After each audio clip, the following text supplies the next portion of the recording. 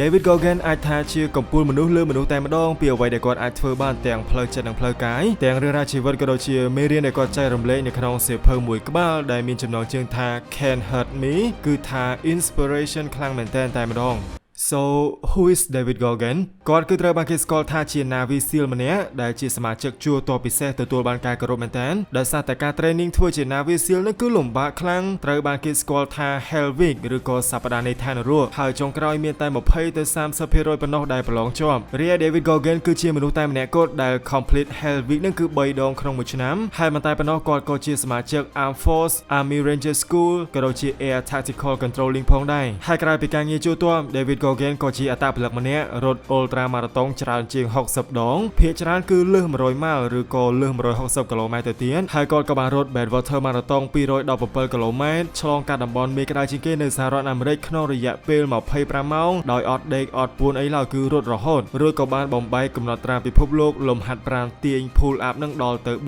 4030ដងក្នុងរយៈពេល17ម៉ោងជាប់គ្នាហើយអ្វីដែលកាន់តែភ្ញាក់ផ្អើលនឹងគឺថាគាត់មានបញ្ហាបេះដូងគ្រូពេទ្យអត់អនុញ្ញាតឲ្យគាត់នឹងធ្វើរឿងអស់នឹងទេអាចគ្រោះថ្នាក់គាំងបេះដូងស្លាប់អីចឹងទៅប៉ុន្តែ David Goggins នឹងគឺគាត់នៅតែធ្វើវាបានហើយរឿងដែលមិនកោតសរសើរអត់បាននោះមុននឹងគាត់សម្រេចបានការងារដ៏អស្ចារ្យទាំងនេះ David Goggins នឹងគឺជាបរិសុទ្ធមាតធាត់ម្នាក់កើតជំងឺបាក់ទឹកចិត្តខ្លាំងរងអំពើហិង្សាត្រូវឪពុកវាយធ្វើបាបរាល់ថ្ងៃតែអ្វីដែលយើងអាចរៀនបានពី David Goggins មិនថាប្រវត្តិយើងពិបាកប៉ុណ្ណាឆ្លងកាត់អីខ្លះព្រមលិខិតចាមករបៀបមិនក៏ដោយឲ្យតែមានការតាំងចិត្តខ្ពស់វឹកហាត់ផ្លូវកាយនិងផ្លូវចិត្តឲ្យរឹងមាំបូកផ្សំជាមួយនឹង hard work និង focus ដ៏ខ្លាំងក្លាយើងប្រកាសជាអាចផ្លាស់ប្ដូរជីវិតយើងបានចំពោះជីវិតកាលពីក្មេង David Goggins កើតមកនៅក្នុងគ្រួសារមួយដោយខ្លួនគាត់ជាមួយនឹងម្ដាយនឹងគឺត្រូវបានឪពុកប្រើអំពើហិង្សាខ្លាំងមែនទែនហើយគ្មានអីឈឺចាប់ជាងក្មេងប្រុសអាយុ7-8ឆ្នាំនឹងសម្លឹងឃើញម្ដាយខ្លួនឯងត្រូវបានឪពុកវាយសឹងរាល់ថ្ងៃទេហើយនៅពេលដែលគាត់ចង់ទៅជួយម្ដាយនឹងគឺមានតែត្រូវមងថែមតែប៉ុណ្ណោះរាល់ថ្ងៃនឹងគឺវេទនាទាំងផ្លូវកាយនិងផ្លូវចិត្តហើយគាត់នឹងគឺរៀបរាប់ថាឆាលហួររបស់គាត់នឹងគឺដោយរស់នៅក្នុងរឿង horror អញ្ចឹងសូម្បីតែពេលទ្រាំលេងបានគាត់ជាមួយនឹងម្ដាយនឹងគឺត្រូវរើបង្វែកចាក់ចេញទៅរស់នៅកន្លែងផ្សេងជីវិតរបស់ក្មេងប្រុស David Goggins នឹងក៏មិនប្រែប្រួលប្រសើរជាងមុនដែរដោយសារតែខ្លួនគឺជាជនជាតិស្បែកខ្មៅហើយនៅចំនួននោះគឺទទួលរងការរើសអើងពូជសាសន៍ខ្លាំងមែនទែនមានក្រុម KKK នឹងសឹងតែគ្រប់កន្លែងហើយនៅសាលារៀនវិញគឺត្រូវបានក្មេងស្បែកសដទៃនឹងគឺបូលីធ្វើបាបរាល់ថ្ងៃហើយគាត់ N-word ទៀតផងដែលជាពាក្យមើលងាយខ្លាំងមិនតែប៉ុណ្ណោះគាត់នឹងគឺមានបញ្ហាខួរក្បាលអត់សូវល្អរៀនអត់ឆ្លាតហើយសូម្បីតែអក្សរនឹងក៏មិនសូវចេះអានដែរប្រឡងម្ដងនឹងគឺត្រូវតែលួចមើលគេរហូតរួចដើម្បីគេចវេះពីជីវិតដ៏ដុនដាមរបស់គាត់នឹងអ្វីដែល David យកមកលួងចិត្តខ្លួនឯងគឺចំណីអាហារហូបចុកអត់ចេះឈប់នោះទេព្រោះមានតែពេលដាក់ចំណីក្នុងមាត់ប៉ុណ្ណោះដែលអារម្មណ៍របស់គាត់នឹងគឺរៀងធូរទ្រូងបាត់ stress បានបន្តិចរួចអាយុត្រឹម20ឆ្នាំជាងនឹងក៏រីកមាឌឡើង300 pound ឬក៏136គីឡូទៅហើយក្នុងពេលនោះ David Goggins គឺមានជំងឺ depression ខ្លាំងមែនទែនរស់នៅមួយថ្ងៃទៅមួយថ្ងៃនឹងគឺអត់មានទិសដៅដូចជាទូកដាលទលេអញ្ចឹងរីឯសមត្ថភាពក្នុងខ្លួនអីក៏អត់មានដែរហើយការងារដែលគាត់អាចរកបានដើម្បីចិញ្ចឹមជីវិតនឹងគឺធ្វើជាអ្នកចាប់កណ្ដុរចាប់កលាតអ្នកអនាម័យតាមភោជនីយដ្ឋានតែប៉ុណ្ណោះហើយក្នុងកំឡុងពេលហ្នឹងគាត់ក៏ចង់ជ្រើសរើសផ្លូវដើរតាមជីវិតជីតារបស់គាត់ដែរគឺចូលធ្វើទាហានប៉ុន្តែចូលបានមួយរយៈពេលខ្លីដោយសារតែហាត់ទាហាននឹងពិបាកពេកគាត់នឹងក៏រលេះមានជំងឺប្រចាំកាយហើយក៏ត្រឡប់មកធ្វើជាអ្នកអនាម័យវិញរួចគាត់នឹងគឺអាម៉ាស់ជាមួយនឹងខ្លួនឯងមែនទែនមួយថ្ងៃនឹងគឺមានតែនំដូណាតមានតែសូកូឡាមីលធីប៉ុណ្ណោះដើម្បីលួងចិនរីឯគីឡូវិញគឺឡើងធ្ងន់ទៅហើយសូម្បីតែពេលខ្លះនឹងគាត់អត់ហ៊ានឆ្លុះកញ្ចក់មើលខ្លួនឯងផងខ្ញុំគិតថាកន្លែងហ្នឹងគឺជាមេរៀនដ៏សំខាន់មែនទែនដែលយើងគួរតែយកមកពិចារណាគឺជាការបណ្ដោយឲ្យខ្លួនឯងរស់នៅដដែលអត់ហ៊ានចាក់ចេញពី comfort zone ហើយរឿងដ៏គ្រោះថ្នាក់នោះគឺជាការ distract ខ្លួនឯងជាមួយនឹងរឿងតូចតាចដែលអត់មានប្រយោជន៍អីបិទភ្នែកបើកភ្នែកទៅមួយថ្ងៃបិទភ្នែកបើកភ្នែកទៅមួយខែលេងសើចឆ្នាំថ្មីបាត់ឥឡូវចូលខែ2ខែ3ទៀតទៅហើយ David Goggins នៅពេលនោះគឺមានអារម្មណ៍ខឹងជាមួយខ្លួនឯងមែនទែនខឹងនឹងជីវិតប្រចាំថ្ងៃហើយអ្វីដែលកាន់តែឈឺចាប់នឹងនៅក្នុងចិត្តរបស់យើងគឺដឹងខ្លួនថាខ្លួនឯងនឹងគឺមានសក្តានុពលដឹងថាខ្លួនឯងនឹងគឺមានមហិច្ឆតាដឹងថាខ្លួនឯងនឹងគឺចង់ធ្វើរឿងធំដុំប៉ុន្តែដោយសារតែ stuck ជាប់នៅក្នុងចំណុចមួយដែលធ្វើអីតែស្រួលអត់ហ៊ានប្រឈមជាមួយនឹងរឿងពិបាកអត់ហ៊ានដើរចូលកន្លែង discomfort បានធ្វើឲ្យជីវិតរោគរាកអត់រីកចម្រើនទៅណារហូតដល់ក្នុងយប់មួយ David នឹងគឺបានដេកមើលទូរទស្សន៍ចំពោះដែលគេចាក់ផ្សាយការវឹកហាត់ Navy SEAL Training ដែលទាហានម្នាក់នឹងគឺរុញរាងកាយរបស់ពួកគេក្នុងការវឹកហាត់ដ៏ពិបាកមែនទែនក្នុងរយៈពេល7អាទិត្យនឹងគឺគេឲ្យសម្រាកតែ 3-4 ម៉ោងប៉ុណ្ណោះក្រៅពីនឹងទាំងថ្ងៃដល់យប់ពីយប់ដល់ព្រឹកគឺមានតែការវឹកហាត់រហូតទាំងនៅលើគោកទាំងនៅក្នុងតឹងមានទាំងការលីទូកឬក៏ការលើកដើមឈើអីជាដើមរួចនៅពេលដែលយកវាមកប្រៀបធៀបជាមួយនឹងជីវិតខ្លួនឯងមកដល់ចំណុចនឹងគឺហាក់ដូចជាមានអីមួយភ្ញាក់នៅក្នុង David Goggins អញ្ចឹង ងគាត់គឺលេងចង់រស់នៅក្នុងជីវិតនិងរាងកាយមួយនេះទៀតហើយអ្វីដែលគាត់ត្រូវធ្វើហ្នឹងគឺផ្លាស់ប្ដូរអត្តសញ្ញាណខ្លួនឯង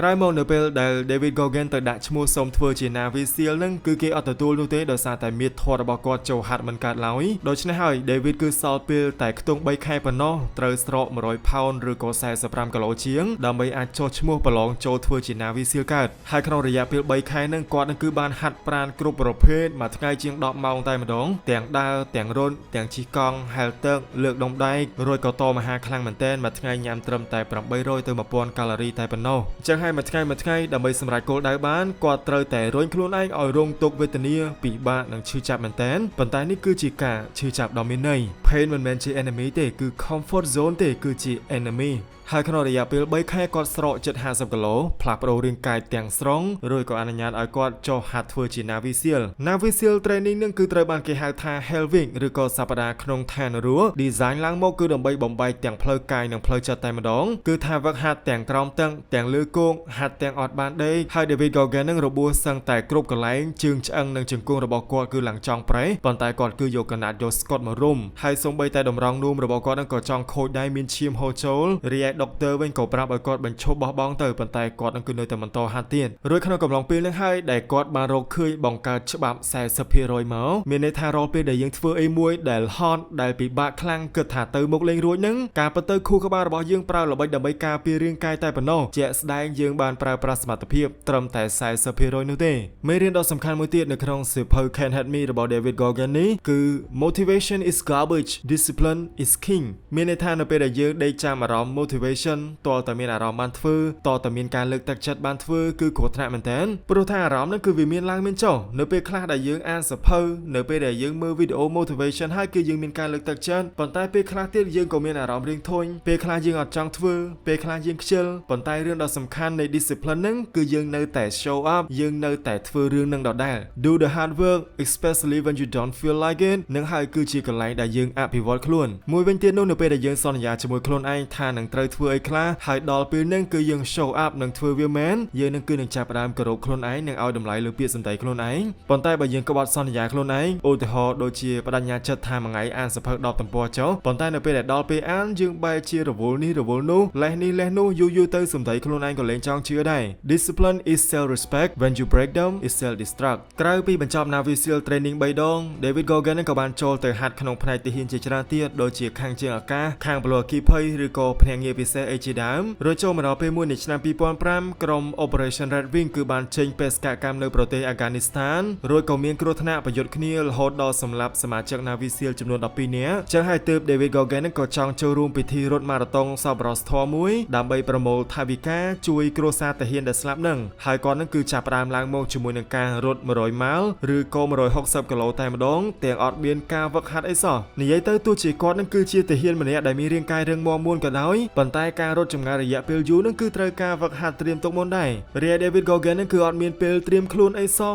សុកនឹងគឺរត់160គីឡូម៉ែត្រតែម្ដងហើយគាត់នឹងគឺចំណាយពេល19ម៉ោង6នាទីរត់ឡើងប្រេះម្រាមជើងខ្ទេញតម្រង់នោមនឹងគឺឡើងជិញឈាមប៉ុន្តែ David Goggins នឹងគឺគាត់នៅតែរុញខ្លួនឯងរត់ឲ្យដល់ទីបានចំណុចហ្នឹងហើយដែលគាត់ដឹងខ្លួនថាការវឹកហាត់ផ្លូវកាយតែមួយមុខគឺអត់គ្រប់គ្រាន់ទេគឺត្រូវការវឹកហាត់ផ្លូវចិត្តឲ្យរឹងមាំទើបកាន់តែសំខាន់ជាក់ស្ដែងវាអត់ខុសគ្នាជាមួយនឹងការហាត់ប្រាណទេដើម្បីបានសាច់ដុំធំយើងត្រូវលើគីឡូដែកធ្ងន់រីឯផ្លូវចិត្តវិញដើម្បីឲ្យវាបានរឹងមាំយើងត្រូវរុញខ្លួនឯងឲ្យធ្វើរឿងដែលពិបាកធ្វើរឿងដែលយើងអត់ចង់ធ្វើរឿងដែលយើងគិតថាអត់អាចទៅរួចនោះឯងបើសិនជាគ្នាយើងយល់ពីតួនាទីរបស់ dopamine នៅក្នុងខួរក្បាលគឺនឹងកាន់តែច្បាស់តែម្ដង dopamine នឹងគឺជា neurotransmitter តាក់ទងជាមួយនឹង motivation និង reward ការចងចាំការផ្លាស់ទីការញៀន addiction និងជាពិសេសនោះគឺចំណង់រុញយើងចង់ទៅធ្វើអីមួយហើយនៅក្នុងខួរក្បាលយើងវាដំណើរការដូចជាជញ្ជីងអញ្ចឹងម្ខាងគឺ pain ម្ខាងគឺ pleasure អារម្មណ៍ល្អនិងអារម្មណ៍មិនល្អនៅពេលដែលសង្កត់ទៅម្ខាងមួយទៀតក៏ផ្អៀងមកដូចគ្នា